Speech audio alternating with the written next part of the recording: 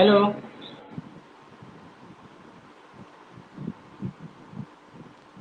If anyone is listening to us, please confirm us our sound is clear or not. Then we can go ahead for session. आंगन team का कोई सदस्य अभी अगर live हो तो कमेंट बॉक्स में लिख दे अगर हमारा आवाज क्लियर आ पा रहा है तो।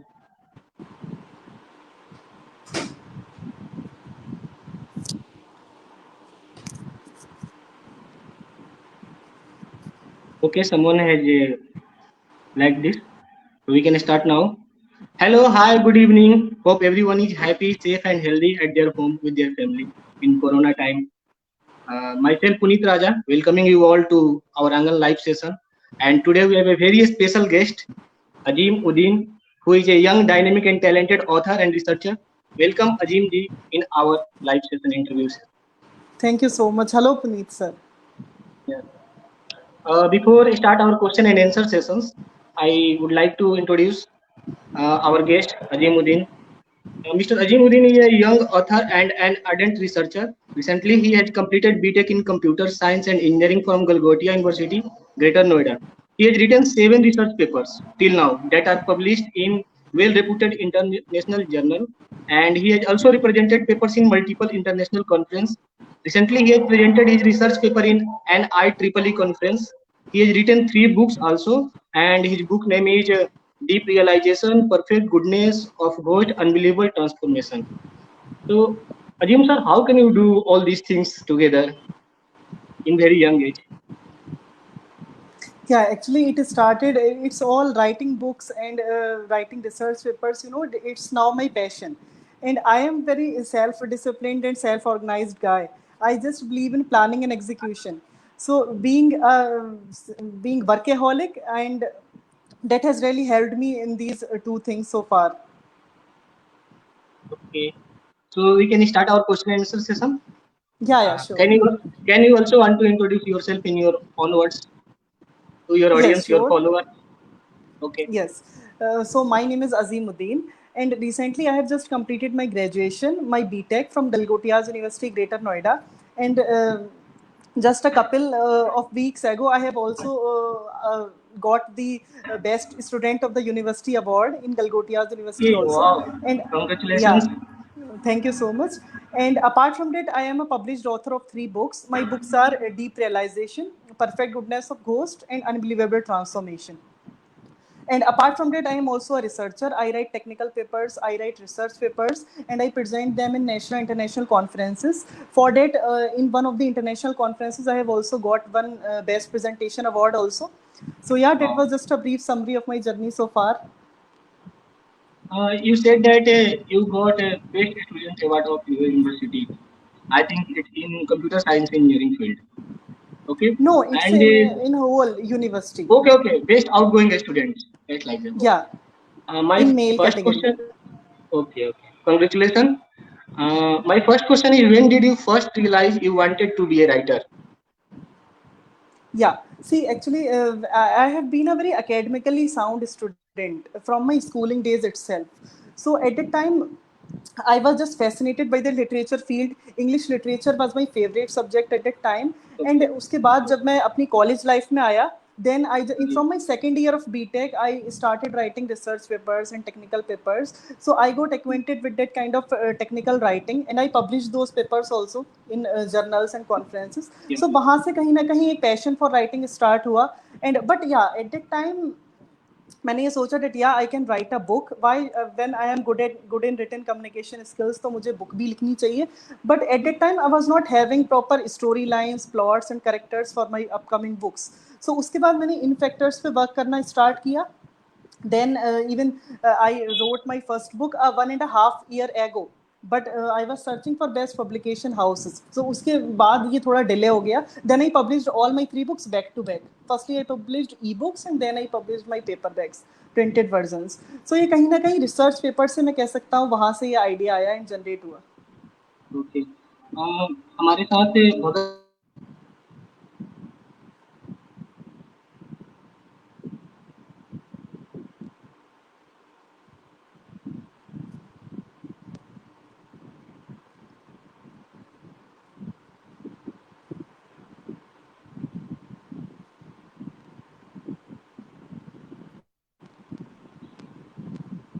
Sorry for network Bhagat Singh जुड़ रहे हैं, आंगन टीम के सदस्य जुड़ रहे हैं, और भी बहुत। उनको बता दूं कि जितने भी लोग यहाँ पे जुड़े हैं, हमारा कन्वर्सेशन सुन रहे हैं, तो कमेंट बॉक्स में अगर उनका कोई सवाल हो इस कन्वर्सेशन के बीच में हमारे गेस्ट अजीमुद्दीन सी से, तो नीचे कमेंट बॉक्स में लिख सकते हैं, तो हम उनका सवाल जरूर लेंगे। My next question is, your research domain is software engineering, right? Yes. But due to your positive outlook towards life, you also aim to release papers on general issues and in some of topics on general issues about which you are planning or you want in spite of your software domain. What general issue we want to research or something? Yes. So actually, till now my research papers are on software engineering because I was a CSE student. So अभी तक मैंने सिर्फ computer science में ही लिखे हैं 3 to 4 papers. But 2 papers मैंने एक general एक मैंने लिखा है कि how to live a great life in 2020 and beyond. That paper was recently published. That is my 6th research paper. So वो एक publish हुआ है. That is based on life. That is based on the proper guidelines कि कैसे हम एक अच्छी life जिए. एंड अपार्ट फ्रॉम डेट मेरा एक पेपर बिकॉज मैं राइटिंग वर्कशॉप्स भी करता हूँ. Being a author I also do some writing workshops. उसमें मैं सिखाता हूँ कि how to write a book, how to write a fiction novel book. So एक मेरा रिसर्च पेपर उस पर भी है कि a complete guide to novel writing, कैसे हम एक अच्छी बुक लिख सकें. So 2 of the research papers are based on this. Okay, And okay, apart from that are on software engineering. okay. Kavita Singh joining us. She said, "Wonderful, in such a young age you did so many things." For you this comment. And जैसा कि आपने कहा, being a software engineer, एक software engineer होने के नाते आपके लिए सॉफ्टवेयर डेवलप करना या एप्लीकेशन बनाना ज़्यादा ईजी था, so ji. But why you decided build career as an author in spite of a software engineer? Yes. So in the Galgotias University itself, in my 4th year, I have been placed in 4 companies. So Yeah. as of now, recently, I will be joining one of those companies. So for Okay, okay, being an author, it's not my career option right now. But okay. yes, I can take it in the long run. But अभी तो मैं सिर्फ उस एक company में ही job अपनी start करने वाला हूँ very soon, maybe in October last. But in the long run, this is my long term goal that I have to take it as a career objective, and writing books is now my passion. So I will be just keep writing books for as long as I possibly can. From when you fell in love with the art of writing, and is any special reason behind this? या something college में लिखते लिखते हो गया कि लिखते लिखते मन हो गया बुक लिखने का, या कोई खास वजह, कोई खास क्लिक ऐसा जहां से आपको लगा हो कि आप एक अच्छा राइटर बन सकते हो? Yes. So there is one factor that I love about writing and literature कि वो आपको एक डेफिनेट मैसेज प्रोवाइड करता है जो हम अपनी लाइफ में रिलेट करके और खुद एक better for becoming a better version of ourselves हम वो बन सकते हैं. So that aspect I really love कि आपको एक डेफिनेट मैसेज, एक full proof message, full fledged message literature provide करती है आपको एक अपना बेटर वर्जन बनने के लिए. So that aspect from my schooling I just love this kind of scenario, and then I just tried कि हाँ I have to work on my imagination skills, I have to work on my thinking ability. So उन सारी चीज़ों पे मैंने फिर बाद में काम करना शुरू किया. And then because my mother is also a writing enthusiast, she also loves to write, so उनकी भी मुझे बहुत सारी help मिली है इसमें. Okay. How long on average does it take you to write a book? एक बुक लिखने में आप कितना टाइम ले लेते हो, या कितना समय लगता है, या क्या गोल सेट होता है कि पर डे हमको इतना लिखना है, इतना वर्ड्स होने चाहिए, या इतना पेपर होने चाहिए? Yes, per day तो मैं 2 hours a day with careful attitude में लिखता हूँ. At night generally I prefer to write at night because उस टाइम आपका एक peace of mind होता है रात में. So 2 hours a day. And for book, my 3rd book, this Unbelievable Transformation, this I have written in 2 months, in March and April, in this lockdown period Okay. itself. So generally, yeah, I can take 2.5 months for a book now. Okay, you mentioned your book name Unbelievable Transformation. This title is Yes. amazing, something like very interesting. So can you tell something about this book, this story to our audience? Yes. So this is my 3rd book and it is based on action and adventure. इसमें पूरा action adventure है, एक thrilling tell है suffering और survival की. इसमें एक suffering भी है, फिर उसे जीत के एक फैमिली सर्वाइव भी करती है. सो जनरली इट इज इसमें एक रिच फैमिली दिखाई गई है, पोर्ट्रे करी गई है. एंड उसमें आपको एक पायरेट्स के अटैक दिखाया गया है इस फैमिली के ऊपर। वो फैमिली अपनी जर्नी कवर करने जाती है, एक आई ट्रिप करती है अपनी, and they are attacked by the shape shifting pirates. वो पायरेट्स भी ऐसे हैं कि वो अपनी मर्जी से शेप शिफ्ट कर सकते हैं, अपनी शेप बदल सकते हैं, अपनी फॉर्म बदल सकते हैं। सो उसने इस स्टोरी को एक डिफरेंट टच, एक सस्पेंस थ्रिलर दे दिया है। सो वो अटैक करते हैं उस फैमिली के, फिर हाउ वो फैमिली कैसे उससे बच के आती है, एंड वो फैमिली ही वजह बनती है इसकी ट्रांसफॉर्मेशन में। सो यहाँ पे मेन हीरो पायरेट्स हैं, shape shifting pirates, and at last in the climax उन पायरेट्स का ह्यूमन ट्रांसफॉर्मेशन दिखाया गया है in the better human beings. फिर वो एक अच्छे इंसान बने हैं। सो ये है तो एक story, and basically it is my lengthier story in all my 3 okay, books. You told this is my lengthier story. तो एक लेंदियर स्टोरी यस। लिखते समय आपको पहले क्या डिसाइड करना होता है? What you first first climax और यू स्टार्टिंग, या फर्स्ट क्लाइमेक्स डिसाइड कर लिया, उसके अनुसार फिर कहानी को आगे बढ़ाते गए? तो आपका राइटिंग स्टाइल क्या है? वेल मेरा राइटिंग स्टाइल ये है कि फर्स्टली आई प्लान, जो भी firstly I plan the message, because हम जब भी लिटरेचर की बात करें कभी भी ऐसा नहीं होना चाहिए कि हम एक कोई भी एक राइटअप भी लिख रहे हैं तब भी वो ऐसा ना हो कि उसमें मैसेज ही ना हो। So one should not write a messageless book और मैसेजलेस नॉवल। सो फर्स्टली मेरी प्रायोरिटी ये रहती है एक बुक स्टार्ट करने से पहले, लिखने से पहले, कि फर्स्टली मैं ये डिसाइड करता हूँ कि क्या मैसेज मुझे पोर्ट्रे करना है, according to scope, according to trend also. And फिर बुक का कैटेगराइजेशन में देखता हूँ कि it will be a horror story, it will be a fiction, वो क्या होगी। सो फर्स्टली एम्फेसिस रहता है इन फैक्टर्स पे, मैसेज पे बेसिकली, बिकॉज मैसेज बहुत इंपॉर्टेंट है आपका। एंड जहाँ तक मेरी बुक्स का सवाल है, इसमें एक अल्टीमेट एक होल मैसेज तो है ही एट लास्ट क्लाइमैक्स वाला, but you will find short term messages in every on every page also when you will be reading my book. So उसमें शॉर्ट टर्म मैसेजेस भी बहुत हैं एंड अल्टीमेटली एक long term messages भी बहुत हैं। So firstly I work on okay. These messages, then I develop proper setting, that क्या मेरे करेक्टर्स होने वाले हैं, उनके नेम्स, उनके एट्रीब्यूट्स, उनके features, proper setting, city specification, season specification, date kind of things, plot, conflict, पूरे इंसिडेंट्स क्या क्या रहेंगे, कैसे एक चैप्टर्स में वो डिवाइड होगा। सो फर्स्टली आई कैन से कि I conduct a proper feasibility study और planning before starting. And I think वो सबको करना चाहिए। कभी कभी ऐसा होता है हम बिना सोचे समझे लिखना स्टार्ट कर देते हैं एंड फिर मिडिल ऑफ बिल्कुल। द स्टेज में हम जाके अटक जाते हैं। सो वो नहीं होनी चाहिए एंड फिर आप गिव अप कर देते हो। सो फर्स्टली आई वुड सजेस्ट कि आपको प्लानिंग बहुत ज़रूरी है। बिल्कुल। आपने एक बात मेंशन किया कि जैसे आप प्लान करते हो, फर्स्ट यू डिसाइड मैसेज, इस कहानी से क्या मैसेज आएगा, ये स्टोरी क्या मैसेज कन्वे करेगा सोसाइटी में या यंग रीडर को, जो भी हो। तो ये बहुत अच्छा चीज़ है कि आप मैसेज के थ्रू फिर कहानी को करते हो, नहीं तो कहानी बन जाता है, मैसेज का लोगों को यस। पता नहीं होता।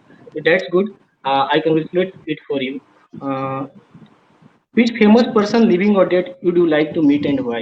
Means, who inspire you most? Your ideal someone. Yes, as far as authors are concerned, I am just fond of William Shakespeare's written Okay. communication, written books. And for Indian authors, I like R.K. Naird's compositions, and वही लिख लिख के मुझे ये motivation भी मिला है। उसी पैरामीटर्स पे विलियम शेक्सपियर्स के प्लेज, उनके ड्रामास पढ़ पढ़ के मैंने उस काइंड की एक डिफरेंट स्टोरी लाइन क्रिएट की है अपने माइंड में, जो मुझे इन बुक्स को लिखने में बहुत हेल्प मिली है। बट अदरवाइज अगर मैं अपने आइडियल, अपनी इंस्पिरेशन की बात करूँ तो वो मेरी मदर ही हैं। वो जिस तरीके से अपना काम कैरी आउट करती हैं, she is also working women, and उन्होंने मुझे इस राइटिंग फील्ड में उन्होंने भी बहुत हेल्प की है। जब भी मैं बीच में अटका हूँ, मुझे ये समझ में नहीं आया कि अब मुझे क्या लिखना चाहिए, कैसे आगे स्टोरी को मोड़ना चाहिए जो एक रीडर का अटेंशन ग्रैब करे, तो उस एंड वो राइटिंग फेज में हर किसी ऑथर के साथ होता है, बीच में आप अटक जाते हो। सो उसमें मेरी मदर ने मुझे बहुत हेल्प की है, तो she is my true mentor and guide, and मैंने उन्हें ही अपनी बुक्स डेडिकेट भी की हैं। Actually, I had a question that does your family support your career as a writer? But I got my reply before asked question. You told your mother is also a writer. Then I got my answer. So I skip this question. Do you read your book reviews? How do you deal with bad or good reviews? Yes. So in मेरी जो तीनों books हैं उसमें ये third वाली जो book है unbelievable transformation, this has become the best seller. यही बेस्ट सेलर बनी है and it was on rank 8 and rank 4 in most gifted category also for 2 months। Yeah. So I got positive reviews for this book. So जहाँ तक positive reviews होते हैं मैं उन्हें appreciate करता हूँ, बहुत to the person specific. But अगर कुछ नेगेटिव रिव्यूज भी हैं तब फर्स्टली मैं क्रॉस चेक करता हूँ कि अगर वैसा है, अगर वैसा सच पॉसिबल है, first cross check it, I read it and then I try to, मैं उसे फिर इम्प्रूव करने की कोशिश करता हूँ अपनी नेक्स्ट रिलीजेस में। So I think that is very necessary for self improvement. You mentioned your word priority. Priority of story plan is your message. My question is, एक कहानी लिखते समय क्या राइटर के दिमाग में ये होता है कि फाइनेंशियली इस बुक से हम कहाँ तक पहुंचेंगे? बिकॉज जो भी ऑथर आता है, जो भी ऑथर टास्क होता है, मेरा ये क्वेश्चन रहता है कि यंग जनरेशन इस क्वेश्चन के पीछे बहुत ज्यादा है कि हम फाइनेंशियली स्टेबल हो पाएंगे कि नहीं, अगर राइटिंग फील्ड में करियर बनाना चाहते हैं तो आपका क्या कमेंट होगा इस पे? Yes, and this is I should say ये बहुत एमर्जिंग एक इशू बन गया है इन राइटिंग फील्ड में, इस लिटरेचर फील्ड में, फॉर यंग राइटर्स के लिए ये प्रॉब्लम एक बन गई है उन्हें अपनी बुक्स को प्रमोट करना इन राइटिंग फील्ड में। तो इसमें मैं यही कहूँगा कि फर्स्टली जब आप एक बुक लिख रहे हो तब अपने माइंड में आप ये मत लाओ कि आप उसे मार्केट कैसे करोगे, उसे कैसे करोगे। फर्स्टली बस आप अपने सेटिस्फेक्शन के लिए, अपने ओन सेटिस्फेक्शन के लिए आप उसे बुक लिखो। उसके बाद में अगर आप उस टाइम फाइनेंशियली स्टेबल नहीं हो उसके बारे में मत सोचो, बट उसे अपने पास रख लो, राइट क्योंकि आपको एक बेस्ट पब्लिकेशन हाउस भी सर्च करना है। अब जैसा कि मैंने बताया कि मैंने बहुत पहले ही बुक्स अपनी ये लिख ली थी, फर्स्ट टू बुक्स, बट मैं सर्च कर रहा था एक अच्छे पब्लिकेशन हाउस के लिए। then I got to know that kind of best publication house that was in West Bengal, so उसके बाद मैंने वहाँ पब्लिश की। But apart in the starting phase आपको वो माइंड में नहीं रखना है कि कैसे आप मार्केट करोगे, बिकॉज यू विल, अगर आप पैनिक कर जाओगे उस टाइम, सो ऐसा नहीं होना चाहिए।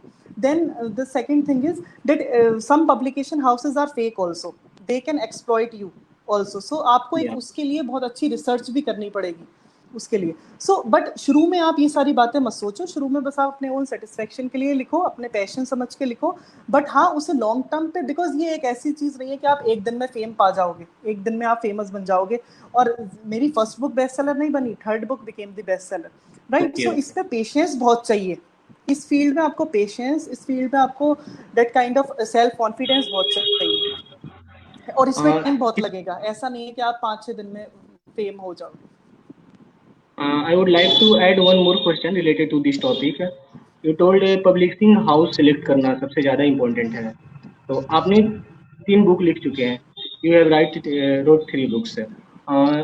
तो आप मेरे मतलब जो भी यंग राइटर्स हैं या जो आपको सुन रहे हैं या आगे सुनेंगे इस इंटरव्यू को, उनको अपने पर्सनल एक्सपीरियंस से क्या ऐसा सुझाव देंगे कि पब्लिशिंग हाउस चूज करते समय किन किन बातों का ध्यान दें और कैसे सेलेक्ट करें कि ये पब्लिशिंग हाउस मेरे लिए बेस्ट है? जी, सो जैसा इस पब्लिकेशन हाउसेस का सवाल रहता है कि आपको उसके लिए पहले बहुत अच्छे से रिसर्च करनी पड़ेगी, बट वो आपका पहला काम नहीं होना चाहिए। That must not be your first step. Firstly you have to just start writing. आप अपने कंफर्ट जोन से निकलो। फर्स्टली आपको एक डोमेन सेलेक्ट करनी पड़ेगी उस लिटरेचर में कि मेरी बुक इस डोमेन पर बेस्ड होगी, वो फिक्शन होगी या वो नॉन फिक्शन होगी, पहले आपको वो सेलेक्ट करना पड़ेगा। एंड जैसे मैंने कहा कि फर्स्टली आपको अपने ओन सेटिस्फेक्शन के लिए लिखना है, और वही डोमेन आप सेलेक्ट करो जिसमें आप इंटरेस्टेड हो। अदरवाइज आप उससे आगे खींच नहीं पाओगे। एंड बुक लिखने में आपको थाउजेंड्स ऑफ वर्ड्स लिखने हैं, आपको नंबर ऑफ पेजेस लिखने हैं, तो ऐसा नहीं होगा, वरना वो एक शॉर्ट स्टोरी ही रह जाएगी। उन बातों को ख्याल रखना है। दूसरा, फिर मैं एक 4 स्टेजेस बताता हूँ कि कैसे आप एक अच्छी बुक लिख सकते हो, कि कैसा आपका एक स्ट्रेटजी, क्या मैनेजरियल अप्रोच होनी चाहिए। कि फर्स्टली आपको एक इनिशियल फेज होता है इस राइटिंग फील्ड में, उसमें आपको सिर्फ अपने ये चीज़ों का ख्याल रखना है। First is your characters, your plot, your theme, your conflict and your setting. सिर्फ इन 5 चीज़ों का ख्याल रखना है। इन पे आप, मैं तो कहूँगा, एक पहले ही अपना एक डॉक्यूमेंट बना लो। आप फाइनल राइटिंग लिखना स्टार्ट मत करो अपनी बुक की, पहले आप एक डॉक्यूमेंट बना लो कि आपके ये करेक्टर्स होंगे, ये प्लॉट होगा, ये सारी चीज़ें आप उसमें मेंशन कर लो, just in points, just in bullet points. और उसके बाद आप एक ड्राई रन करो, अपना एक सेकंड फेज चलाओ, जिसमें आप सोचोगे कि मैं इस बुक को लिख भी पाऊंगा या नहीं। आपको एक उसे सिक्योरिटी चेकअप देना है कि ये मेरी चीज़ें हैं। आप किसी का ओपिनियन भी ले सकते हो, किसी से कंसल्ट भी कर सकते हो। That will be your second phase. And उसके बाद आपको थर्ड फेज में फाइनल राइटिंग अपनी स्टार्ट करनी है, writing your first draft. That will really help you. And आपको बीच बीच में इस डॉक्यूमेंट की भी हेल्प लेनी है, इससे आपको ट्रैक करना है। क्योंकि कभी कभी ये होता है एक चैप्टर में हमने किसी करेक्टर की एक पॉजिटिव ट्रेट दिखा दिया, उसके बाद हम उसे बिल्कुल डिफरेंट, क्योंकि हम भूल जाते हैं बीच बीच में कि हम ऐसा लिख चुके हैं। एंड देन फिर आपको उसके बाद उसकी एडिटिंग करनी है, because testing is also very necessary. Typing mistakes भी हो जाती हैं, अदर फैक्टर्स भी हो जाते हैं, ह्यूमन एरर्स, सो वो आपको अपने 4th स्टेज में एडिटिंग फेज में करनी है। सो ये सारी मैं गाइडलाइंस देना चाहूँगा। सो आपको एक मैनेजरियल, एक स्ट्रेटजिक वे फॉलो करनी चाहिए इसमें। ओके ओके, ये बहुत अच्छा मैसेज है यंग जनरेशन के लिए जो कहानी लिखना चाहते हैं या आगे पब्लिशिंग हाउस चूज करना चाहते हैं, जो भी, इसके लिए बहुत बहुत शुक्रिया कि आपने ये शेयर किया अपना एक्सपीरियंस। हिंदी में कहावत है कि खाली दिमाग शैतान का। It means if you have nothing to do then many negative thoughts come to your mind. That's why it is said that busy life is easy life. और मैं ये बात इसलिए कह रहा हूँ क्योंकि I heard that you keep yourself busy even though there is no work to do. This is an amazing habit, but how do you do this? What you do different to keep yourself busy even there is no work? Yeah, so as I said that I believe in planning and execution. Firstly I plan and then I execute, then I just approach things very effectively. Because मैं एक, जैसा मैंने बताया, मैं academically sound student रहा हूँ, सो मैं बहुत एक सेल्फ डिसिप्लिन गाय रहा हूँ from my schooling days itself, sincere भी रहा हूँ, डिसिप्लिन भी रहा हूँ, so that has really helped me a lot. So even if I talk about this lockdown period also, then इसमें भी मैंने राइट ऑनलाइन वर्कशॉप्स की हैं। मैं जस्ट सर्च करता हूँ कि मैं क्या और कर सकता हूँ। I love traveling also. I just love exploring places. Exploration is very necessary, I think. So मैं वो करता हूँ, मैं बुक्स पढ़ता हूँ। इवन लॉकडाउन पीरियड ने इसने तो सब कुछ सिखा दिया कि हम खाली टाइम में भी कैसे अपॉर्चुनिटी सर्च कर सकते हैं।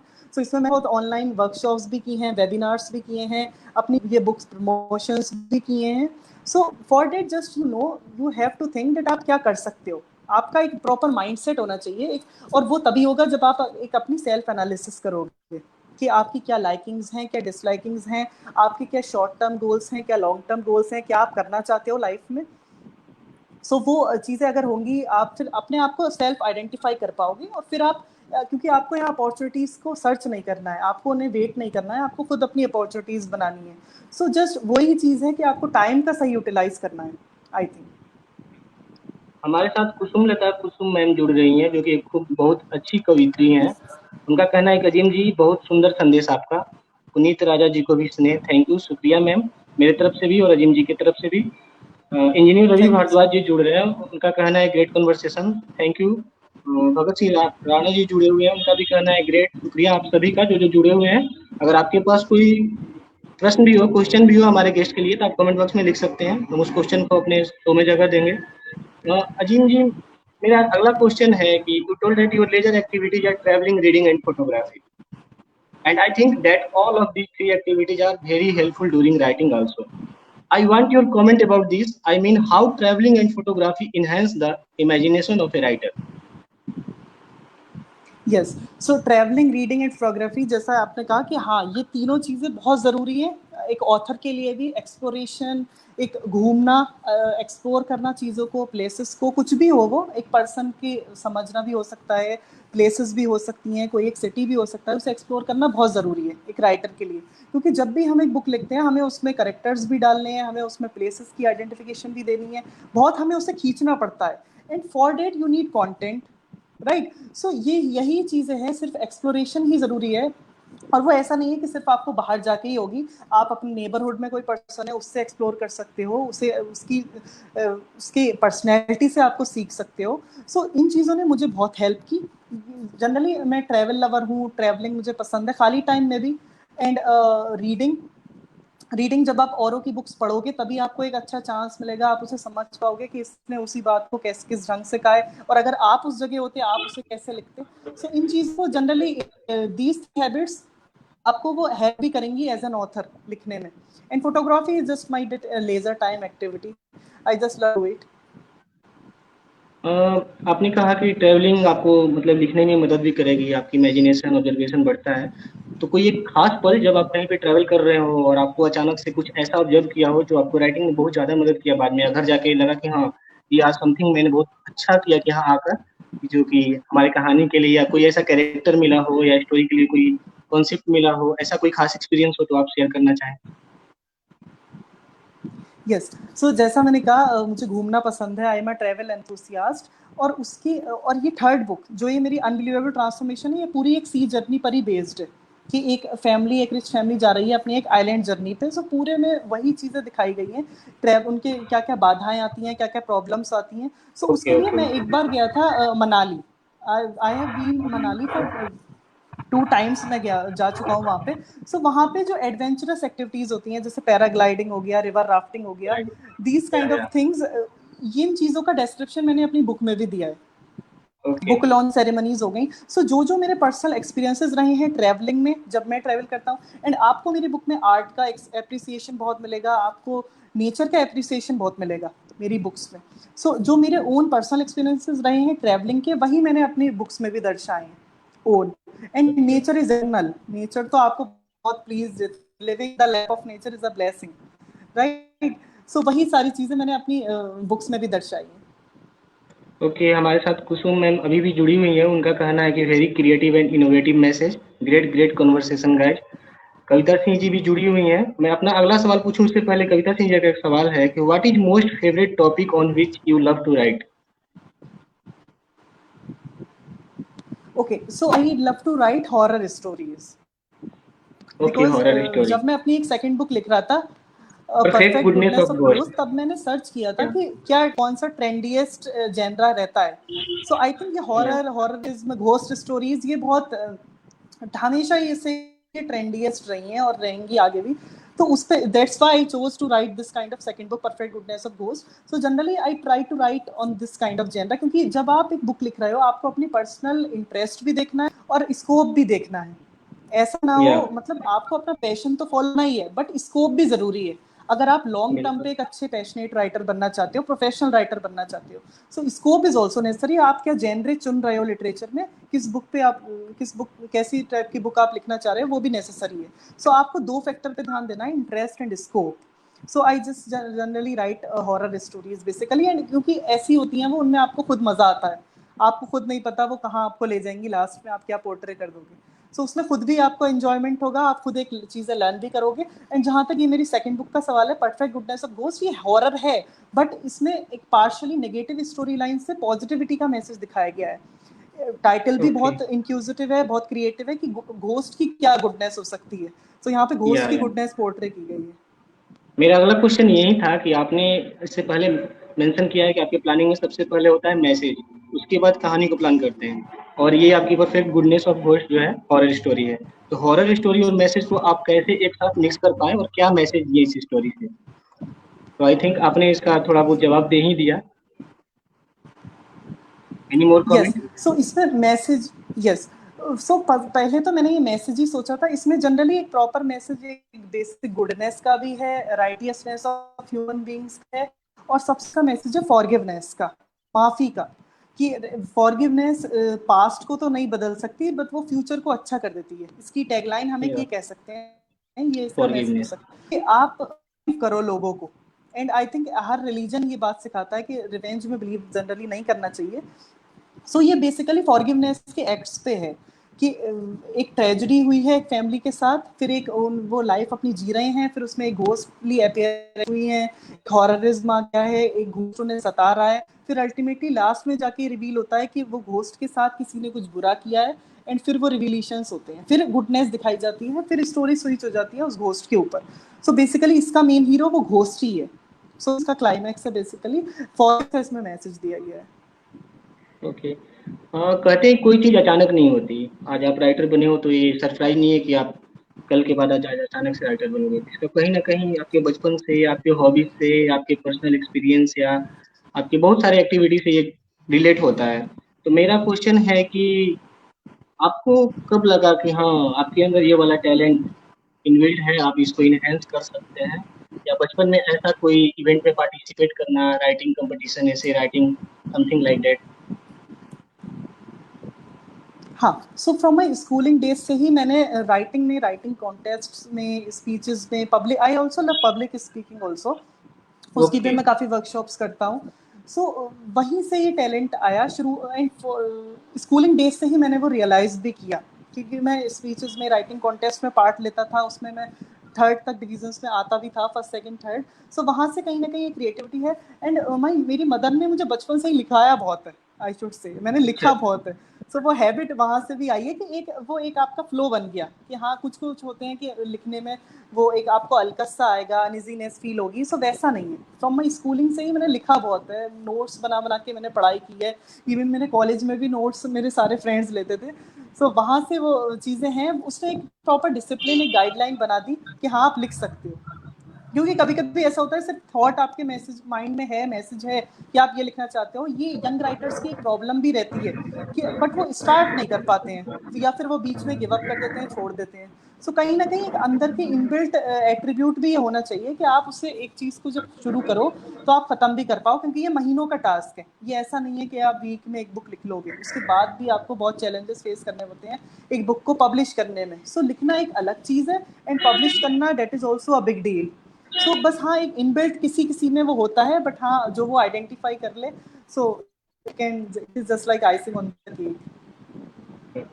आपने मेंशन किया कि कॉलेज में आपके जर्नल से राइटर आपके फ्रेंड भी शेयर करते थे, तो मेरा क्वेश्चन इसी से होगा। आप इंजीनियरिंग कॉलेज से हो, मैं भी इंजीनियरिंग कॉलेज से बिलोंग करता हूँ। मैंने भी उस कैंपस को देखा है। तो जहाँ पे आप कंप्यूटर साइंस इंजीनियरिंग के प्रैक्टिकल में हाथ में माउस पकड़ने का आदत है सारे स्टूडेंट्स को, और या आपके घर पे भी बैठ के ये आपका C++ ये सब सीख कर रहे हैं, वहाँ पे आपने कलम कब पकड़ा और कैसे स्पेस दिया माउस को, और कलम में डिफरेंशिएट कैसे किया कि एकेडमिक कैरियर भी आपका खराब ना हो, चीजें पैरेलल में चलती रहे, और आपका फ्रेंड सर्किल या आपका जो संगति जिसको कहते हैं वो कितना हेल्पफुल रहा इसमें कि आपको एक ऑथर बनने तक पहुंचने में इसमें। Yes, so company social circle इसका मुझे बहुत हेल्प मिला है। बिकॉज जब भी मैंने कुछ भी मैं लिखता था तो मैं सबसे पहले अपनी मम्मी को दिखाता था, उनसे रीचेक कराता था ओके। वो। उसके बाद मैं अपने सोशल सर्किल, अपने फ्रेंड्स को दिखाता था। एंड उसके लिए सिर्फ ऐसा नहीं है बस एक दिखा दिया, आप उसका फीडबैक भी देख रहे हो, फीडबैक भी मांग रहे हो उन लोगों से। बट वो लोग ऑनेस्ट होने चाहिए, वो लोग ऑनेस्ट रिव्यू देने वाले होने चाहिए। यस। अमेजोन पे भी जब हम बुक अपलोड करते हैं वहाँ पे भी रिव्यूज़ आते हैं। सो कुछ ऐसे भी आ जाते हैं और कुछ एक ऑनेस्ट रिव्यूज़ भी होते हैं। सो वो आपको सीख करने हैं, आप उन्हें दिखा सकते हो। सो मैं भी दिखाता था, उनसे एक फीडबैक लेता था, चाहे वो पॉजिटिव हो चाहे वो नेगेटिव हो। अगर वो नेगेटिव है तो उसे मैं अपने इम्प्रूव करता था। सो सोशल सर्किल की भी बहुत हेल्प रही है। उसके बाद मैंने अपनी कॉलेज लाइफ इंजॉय भी बहुत की है। ऐसा नहीं है कि सिर्फ मैं इसमें राइटिंग बुक्स या राइटिंग में ही लगा रहा, क्योंकि ये जो बेस्ट स्टूडेंट अवार्ड भी मिला है ये भी 4 पैरामीटर्स पर मिला है। First is four parameter. percentage, then extracurricular, co-curricular and career growth, placements. Okay. So I think मेरी कॉलेज लाइफ बहुत बैलेंस्ड रही है। सारी चीज़ों को मैं एक साथ लेके बैलेंस वे में लेके चला हूँ। सो सोशल सर्किल इसमें बहुत हेल्प है, क्योंकि जब एक आप अच्छी कंपनी में होते हो तभी आप उन लोगों से कुछ सीख सकते हो। और अगर कुछ वो नेगेटिव लोग हैं तो अब वो आपका डाउनफॉल भी करा देंगे। बट वो चीज़ इनकी life is, we are a social animal. So हमें दूसरों से कुछ सीखना ही है। बिना लोगों की कंपनी के हम नहीं रह सकते। आपने मेंशन किया कि कॉलेज में पॉजिटिव या नेगेटिव कमेंट्स जो मिले फ्रेंड्स के, पॉजिटिव से एनर्जेटिक होने और नेगेटिव से सीखने का जो आपका प्रोसेस रहा, आज जैसा हम देख रहे हैं, हम कुछ लिखते हैं या कहीं पे शेयर कर रहे हैं सोशल मीडिया पे, या अपने फ्रेंड से शेयर कर रहे हैं या कॉलेज में या क्लास में, तो नेगेटिव कमेंट जैसे ही मिलता है हम उन लोगों से डिस्टेंस बना लेते हैं, और जो तारीफ करता है वो चाहे झूठा ही क्यों ना हो हम उनके करीब जाते हैं। तो ये चीज़ें हमें कितना डिमोरलाइज करती है कि हम तारीफ के बदले अपनी गलतियां नहीं सुधार पा रहे हैं। तो निगेटिव कमेंट्स मिलना या आपकी गलतियों का एहसास पाना किसी दोस्त से या किसी रिव्यूअर से या कोई आपको पढ़ने वाला से कितना इम्पोर्टेंट है, और इसको अच्छे से कैप्चर करना और उससे आगे सीखना कितना इम्पोर्टेंट है। सो जैसे आप एक पॉजिटिव रिव्यू का अगर मैं कहूँ, तो पॉजिटिव रिव्यू जैसा आपने कहा कि हाँ वो एक झूठा इंसान भी एक पॉजिटिव रिव्यू दे सकता है, सिर्फ उस दे टाइम सकता आपको है। खुश करने के लिए, सिर्फ उस टाइम आप फेवरेबल बनने के लिए ऐसा हो सकता है। बट जो और ऐसा होता है कि हम नेगेटिव जो देता है उससे फिर हम डिस्टेंस बना लेते हैं ऑब्वियसली। सो आप सिर्फ अच्छे रिव्यू को सच्चा मत मानो, आप नेगेटिव रिव्यू जो दे रहा है उस पर्सन को आप अपने फेवरेबल मानो, कि आप वो पर्सन आपकी लाइफ में इम्पोर्टेंस है, बिकॉज ही आप सेल्फ इम्प्रूवमेंट कराएगा आगे चल के। सो आपको उनसे बिहेवियर रहना है, और जो भी आप दे रहे हैं बस आप उसको अपने पैनिक मत हो, अपने दिल से मत लगाओ, डिमोरलाइज मत हो, डिमोटिवेट मत हो। आप जो भी है पॉजिटिव रिव्यूज हैं उन्हें आप अप्रिशिएट करो, उन लोगों को जो सच्चे रिव्यूज दे रहे हैं, अप्रिशिएट कर रहे हैं आपके वर्क को, क्योंकि इस फील्ड में अप्रिसिएशन भी बहुत मैटर करता है। आपको अपने स्ट्रेंथ्स भी पता होनी चाहिए, and at the same time आपको अपनी वीकनेसेस भी पता होनी चाहिए। सो जो नेगेटिव रिव्यूज दे रहे हैं उनसे आप डिस्टेंस मत बनाओ, उनसे कोई ऑफेंस मत रखो, वही नेगेटिव रिव्यूज आपको, क्योंकि एक के बाद एक आप जब अपने प्रोफेशनल राइटर बन जाओगे आगे चल के, आप उसे एज ए करियर ऑप्शन लोगे, सो एक के बाद एक बुक में आपको वो इम्प्रूवमेंट्स करने होंगे, जो मैंने भी किए हैं ऑब्वियसली। सो वो आपको रियली डेफिनेटली हेल्प करेंगे, नेगेटिव रिव्यूज जनरली हेल्प करते हैं। ओके, मैं आपका छोटा छोटा कमेंट चाहूँगा कि Azim as a childhood boy, Azim as a school student, Azim as a college student and Azim as an author, इन चारों चीज पे मैं आपका एक छोटा छोटा कमेंट चाहूँगा कि आप चारों फेज में अपने आप को कैसे देखते हो। Okay, so as a school student, sincere and disciplined. I would say these two words for myself. I can summarize my journey in these two words. Ki I was very sincere, workaholic, and self-disciplined. Then, as a college student, I was workaholic and outgoing and fun-loving guy. Okay, thank you. Then, third one was Ajim as an author. okay, as an author and avid reader, because I read a Okay, lot. और okay. पढ़ने से पहले भी बहुत ज़रूरी है। सो मैंने भी काफ़ी बुक्स पढ़ी हैं, सो मैं बहुत रीडर रहा हूँ इस फील्ड में, लिखने से पहले। जैसा कि मैंने आपका इंट्रोडक्शन पढ़ा है, आपके बारे में जितना भी इंफॉर्मेशन ले पाया हूँ थोड़े टाइम में, या अभी जो आपसे कन्वर्सेशन कर रहा हूँ, आप एक बहुत ही पॉजिटिव इंसान हो। तो इतना पॉजिटिव रहना इसका और इतना एनर्जेटिक रहना, इसका सीक्रेट क्या है? मतलब कोई खास प्लान जो हम लोग फॉलो नहीं कर पाते हो, आप करते हो? अगर आप बताते तो हम भी आपकी इतना पॉजिटिव, या इससे छोटे छोटे टाइम में हम लोग घबरा जाते हैं, या छोटे अनसक्सेस मिलने पे जैसे लगता है नहीं, life something going into the hell and we are going upset, but you are a positive vibrant personality. तो कोई खास सीक्रेट या कोई खास मैसेज? यस, सो इसके लिए मैं यही कहना चाहूँगा कि जब कुछ सालों पहले मैंने एक कहावत पढ़ी थी, एक कोटेशन पढ़ा था, जो कि ये था कि मैन में कम and man may go, but the fragrance of the character of a good person remains for ever. Remains forever. Right, so लोग आते हैं, लोग जाते हैं, बट वही करेक्टर, अच्छा करेक्टर वही लोगों के माइंड में रहता है एक पर्सन की डेथ के बाद। So and I think because see life is a very short lived, it is not permanent. यही सारी Okay. चीजें हैं जो मैंने जैसा बताया कि मैंने एक रिसर्च पेपर एक उस पर भी लिखा है कि कैसे हम एक अच्छी लाइफ जिए इन 2020 एंड बियॉन्ड। सो Okay, उसी okay. की ये गाइडलाइंस हैं कि लाइफ इज नॉट परमानेंट। आप लाइफ बहुत अच्छे से जियो, डेट इज वेरी इंपॉर्टेंट, वो वर्थ लिविंग हो जाएगी। आप अपनी आदतें अपनी देखो, लाइफ सेल्फ एनालिसिस करो। 4 चीजें हैं जो मेरी बुक्स भी मैसेज दे रही हैं ये अल्टीमेटली, कि self identification, self realisation, self perfection and self introspection. Overall ये यही है कि आपको एक आत्मचिंतन करना है अपना, आप क्या चाहते हो, क्या आपके गोल्स हैं, क्या वो है, मतलब आपको एक पॉजिटिव ऑप्टिमिस्टिक आउटलुक आपका एक होना चाहिए, जो मेरा भी है लाइफ के प्रति। बस मैंने एक ये रियलाइज कर लिया कि हाँ, आप जितनी भी लाइफ जियो, एक अच्छी लाइफ जियो। वो सिर्फ ऐसा भी ना हो कि बस आप अपनी ड्रीम्स के पीछे भाग रहे हो, ऐसा भी नहीं है, ऐसा नहीं होना चाहिए। आपको लाइफ एक अच्छी जीनी भी है अकॉर्डिंग टू रिलीजियस ऑल्सो। आप उसे अच्छा, हर रिलीजन में अपनी एक गाइडलाइंस दी हुई हैं, जो हम डूम्सडे में आगे हमें वो रिजल्ट भी मिलने हैं। तो एक उसे जियो, क्योंकि शॉर्ट लिव्ड है बस लाइफ, कब खत्म हो जाए आपको कुछ नहीं पता। सो जितना भी आप जियो, बस उसके अपनी आइडेंटिफाई करो खुद को बहुत करो, और आपके लिए बहुत इजी हो जाएगी। सो एक बैलेंस बना के आप चलो, ऐसा ना हो रिलीजियसली भी आप साउंड हो, प्रोफेशनली भी सिर्फ जॉब या सिर्फ पैसे के पीछे नहीं भागना चाहिए। आजकल यही हो रहा है, सिर्फ इंसान एक वर्ल्डली प्लेजर्स में इन्वॉल्व हो गया है, और वो ये भूल गया कि हम तो सिर्फ यहाँ पे ट्रैवलर्स हैं, everyone has to die one day. So ये चीज आप एक एक्सेप्ट कर लो, कभी अंत हो सकता है, हमें कुछ नहीं पता। तो यहाँ पे पूरा मग्न नहीं होना है, क्योंकि हम एक मुसाफिर ही हैं, हम एक ट्रैवलर ही हैं, कभी भी हमारी लाइफ एंड हो सकती है। सो इन चीज़ों पे एंड दैट कोटेशन, मैन में कम and man may go, so that is really, from that I just realized all these things, and for that I would like to, and मैं एक बहुत ही पैशनेट, एक बहुत ही डिसिप्लिन्ड, एटिक्वेटेड एटमॉस्फेयर में पला बड़ा हूँ। सो आई थिंक Okay. उसका भी कहीं ना कहीं बहुत एक रोल रहा है, एक अच्छे एटमॉस्फेयर में रहने का। वही टीचिंग्स मैंने अपनी बुक्स में भी पोर्ट्रे की हैं, positive messages. So I think credit I would like to give to my parents also. हमारे साथ स्वाति गौतम जी जुड़ रही हैं, शुक्रिया उनका हमसे जुड़ने के लिए। कुसुमलता कुसुम मैम जी जुड़ी हुई है, कविता सिंह अभी बनी हुई है। कविता सिंह का एक और क्वेश्चन है, पहले मैं वो ले लेता हूँ, फिर आगे बढ़ूंगा। How you avoid negativity in your life? इसमें मैं थोड़ा सा और ऐड करना ओके चाहूंगा इस सो क्वेश्चन में अपनी तरफ से, कि आप कितना भी सक्सेसफुल हो जाओ, कितना भी खुश रहो, कितना भी पॉजिटिव हो जाओ, वो तो एक इंसान ही। कभी ना कभी लाइफ में एक ऐसा पल तो जरूर आया होगा जब लगा होगा कि अजीम टूट रहा है, या अजीम इस टाइम मतलब अपने खुद को संभालने की जरूरत है। उस टाइम में अपने खुद को कैसे संभाला और उस निगेटिविटी से कैसे बाहर आया, अगर ऐसा पल आया तो कोई पर्सनल हो, अगर शेयर करना चाहें आप तो कर सकते हैं।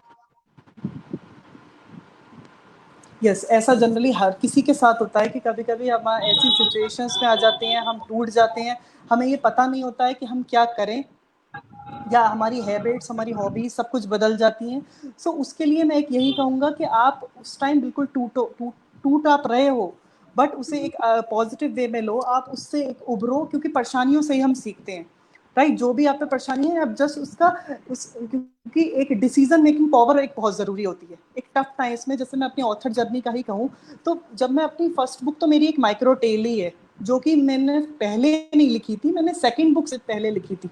ये जो परफेक्ट गुडनेस ऑफ घोस्ट है, ये मेरी पहली बुक थी, बट रिलीज मैंने पहले वो कर दी बिकॉज ऑफ पब्लिकेशन हाउस के चक्कर में। सो उसमें भी मैं बीच बीच में बहुत टूटा कि मुझे समझ में नहीं आ रहा था कि अब मैं क्या लिखूं, कैसे मैं उसे इलेबोरेट करूं। सो उस टाइम पे आपको अपने थॉट्स को बस क्लिक करना है अपने माइंड में इमेजिनेशन के हिसाब से। उस टाइम पे मैंने उनसे डील किया, हमारी मदर ने भी हेल्प की। सो बस वही आपकी मैनेजमेंट स्किल्स होनी चाहिए, आपको टाइम मैनेजमेंट स्किल्स होनी चाहिए, आपको समझना है कि क्या आपकी प्रायोरिटीज हैं। मैं बस ये कहूँगा हाँ, कि आपको ये समझना है कि आपकी प्रायोरिटीज क्या है। कभी कभी ऐसा होता है कि जो काम हमें 2 साल बाद करना चाहिए वो हम अभी कर लेते हैं, और जो प्रायोरिटी की चीज़ें हैं वो हम नहीं कर पाते। सो ये प्रायोरिटाइजेशन ऑफ चीज़ों का एक पॉजिटिव आउटलुक रखना लाइफ का, वो जो मेरा पहले जो मैंने कहा कि life is not short, life is short lived, वो चीज़ें इस पर लागू होती हैं। और दूसरा, डिसीजन मेकिंग पावर आपकी बहुत अच्छी होनी चाहिए। आप टूटो मत, आप टूटते हो बट आपको खुद को उस टाइम संभालना भी है सिचुएशन के हिसाब से, और उससे ताकि आप आगे के लिए स्टेबल हो जाओ। सो डिसीजन, आप डिसीजन में डिसीजंस हमेशा एक प्रॉपर टाइम लेके देने चाहिए, कभी भी फास्ट डिसीजंस नहीं लेने चाहिए। तो अगर आप उस टाइम डिसाइड कर लोगे कि हाँ मुझे गिव अप कर देना है, ऑथर जनरली ऐसा कर देता है बीच की राइटिंग फेज में, तो आप उसके लॉन्ग टर्म बेनिफिट्स सोचो। मैं ये कहूँगा कि आपको नेगेटिविटी आपको ऐसे हटेगी कि आप उसके रिवॉर्ड्स सोचो, आप उसके लॉन्ग टर्म रिवॉर्ड्स और शॉर्ट टर्म रिवॉर्ड्स सोचो, आपको उससे पॉजिटिव प्रॉस उसके क्या हैं, क्या पॉजिटिव इफेक्ट्स आपको मिलेंगे। सो वो जब आपके माइंड में होंगे, वही आपको आगे के लिए स्टेबल करेंगे। मतलब आपकी एक डिजायर होनी चाहिए आपके एक अंदर, जब आपकी डिजायर होगी फिर आपको वही सारी चीजें कराएगी। बहुत बहुत शुक्रिया इस जानकारी को शेयर करने के लिए। जो भी अभी इंटरव्यू देख रहा है या आगे देखेगा, अजीम जी के इन बातों को जरूर ध्यान में रखें, ताकि आप भी अपने नेगेटिव टाइम में, या जब आपको लगे कि लाइफ बहुत वर्स्ट चल रहा है, तो वहाँ कैसे पॉजिटिव इन्वायरमेंट बिल्ड करें अपने आसपास और उससे कैसे बाहर आए। इन्होंने कहा कि लॉन्ग टर्म सोचो, कि आप उस टाइम सिर्फ प्रेजेंट को सोच के उस प्रेजेंट में और अंदर जाते ना जाओ, एक खाई में चले जाओगे। तो इसलिए आप उसका अपना फ्यूचर सोचो कि हम यहाँ से जल्दी निकलेंगे तो ज़्यादा पॉजिटिव चीज़ें आगे वेट कर रही हैं हमारी। तो अजीम जी बहुत बहुत शुक्रिया ये बात शेयर करने के लिए। थोड़ा सा हम मजाक कर लेते हैं, फिर इंटरव्यू को आगे कंडक्ट करेंगे। Let's some fun, then will come back to our interview again. I will pronounce two words and you will have to select only one of them, okay? And you will have to comment in one line that you what you have selected that particular word means। मैं आपको दो word जो दूंगा उसमें से आपको एक select करना है और उसका रीजन बताना है कि आपने ये क्यों सेलेक्ट किया है। सिर्फ एक वर्ड का, आप दोनों पे कमेंट नहीं कर सकते। सॉफ्टवेयर और लिटरेचर। सॉफ्टवेयर। वाई? बिकॉज जैसा कि मैंने कहा कि अभी फॉर द शॉर्ट टर्म मुझे अपनी एक जॉब ही परस्यू करनी है अल्टीमेटली। बिकॉज आप एक ग्रेजुएशन करते हो, आपको अब ये भी है कि आपको फाइनेंशियली स्टेबल भी बनना है अपने पेरेंट्स के लिए, उनके लिए। सो जैसा कि शॉर्ट टर्म के लिए मेरा मुझे जॉब ही करनी है अभी, क्योंकि मैंने CS में बीटेक किया है। तो फर्स्ट मेरी प्रायोरिटी अभी के हिसाब से सॉफ्टवेयर ही रहेगी, एंड फॉर लॉन्ग टर्म मैं कह सकता हूँ या author, according to the review people.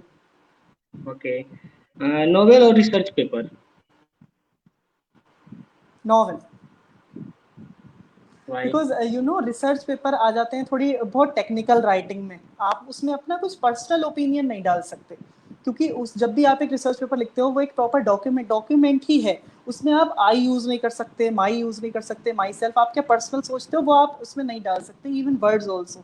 But अगर हम बुक की बात करें, एक नॉवल की बात करें, आप उसमें एक्सपीरियंसेस भी डाल सकते हो। और आप एक जब बुक लिखते हो, एक नॉवल लिखते हो, तो आप उसे खुद जियोगे, खुद इंजॉय करोगे उसे, एक आप पूरी एक जर्नी उसमें किसी लोगों की दिखाओगे। तक वो है बुक एक बहुत एग्जरेटेड वर्जन हो जाता है, उसमें बहुत लंबी जर्नी होती है वो, इसलिए मैं उसे वो करूँगा। एंड रिसर्च पेपर एक generally it is just a document of 3 to 4 pages, फिर उसमें टेक्निकल राइटिंग ही है, आपको सिर्फ एक ही सब्जेक्ट पे फोकस्ड रहना है, वो आप मल्टीडिसिप्लिनरी उसमें नहीं जा सकते, सो इसलिए नॉवेल्स। मूवी और बुक? बुक। मूवी बुक तो देखना मैं मुझे समझ वैसे सकता बिंज वॉचिंग करना बहुत अच्छा लगता है जी, हूँ। बट अच्छा। Even then being a author, क्योंकि रीडिंग भी बहुत जरूरी है बुक्स लिखने के लिए, तो I am avid reader also. अच्छा, इमेजिनेशन और रियलिटी? रियलिटी। बिकॉज जहाँ तक हम बुक्स की बात करें वहाँ पे आपकी इमेजिनेशन स्किल्स काम आती हैं, प्रॉब्लम से डील करना, कभी कभी वो चीज़ उसमें आपकी इमेजिनेशन काम आएगी, बट जहाँ तक हम वैसे एक पॉजिटिव आउटलुक की लाइफ की बात करें तब आपको रियलिटी में, बिकॉज ना पास्ट कुछ होता है ना फ्यूचर कुछ होता है, फ्यूचर आप सोचोगे, आप गोल्स बनाओगे, बट ज़रूरी नहीं है आप उन गोल्स को मेट कर पाओ, और फ्यूचर नहीं डील कर सकते, नहीं जान सकते क्या होगा, आप जो सोच रहे हो वैसा हो भी पाएगा या नहीं, क्योंकि हमें सिर्फ प्रेजेंट में ही जीना चाहिए। सो आपको लाइफ की अगर हम बात करें, आप रियलिटी से अगर हम हट गए तो फिर हमारा डाउनफॉल हो जाएगा, इसलिए reality I would say. Author और normal human? Author. Because you know there are many benefits of being a author, बहुत सारे बेनिफिट्स यहाँ पे हैं, और नॉर्मल ह्यूमन बीइंग ही पहले एक होता है, तभी जाके वो एक ऑथर बनता है according to his personal attributes, so I would say author. Social और पर्सनल? सोशल। बिकॉज एनी अगर हम कमेंट? इसकी राइटिंग फील्ड की ही बात करें तब इसमें भी, या इसमें भी हमें सोशल होना बहुत ज़रूरी है, आपके फॉलोवर्स, आपकी रीच, आपकी सोशल रीच, आपका सोशल सर्किल, ये बहुत ज़्यादा होना चाहिए, और बहुत ज़्यादा बेनिफिशियल होता है इस फील्ड में, क्योंकि आपको आपकी एक सेट आउट ऑडियंस होनी चाहिए इसमें, जो कि हल्के हल्के मैंने बिल्ड करी है। Azim as a software engineer और Azim as an author? Okay, Azim as a software engineer, a technocrat. I would say I would be a technocrat, and as an technocrat? author, yeah, and as an author, I would say inquisitive and curious. Okay, now come back to our question session again. You have written a short story entitled as From the Messenger of God to the Unending Bucket List, which is also published in Short Story Anthology by Swadhyaya Publication House. So I want your comment on that story, particularly, especially comment on that title, From the Messenger of God to the Unending Bucket List. Okay, so ये एक simple, it is just a micro tale, ये एक story ही है। इसकी शुरुआत ऐसे हुई कि मतलब इसमें जो from the messenger of God to the unending bucket list, ये एक दिखाया गया एक ट्रांजिशन, एक मैसेंजर ऑफ गॉड से और वो एक एंडिंग बकेट लिस्ट, मतलब एक टू डू लिस्ट तक कैसे पहुंची।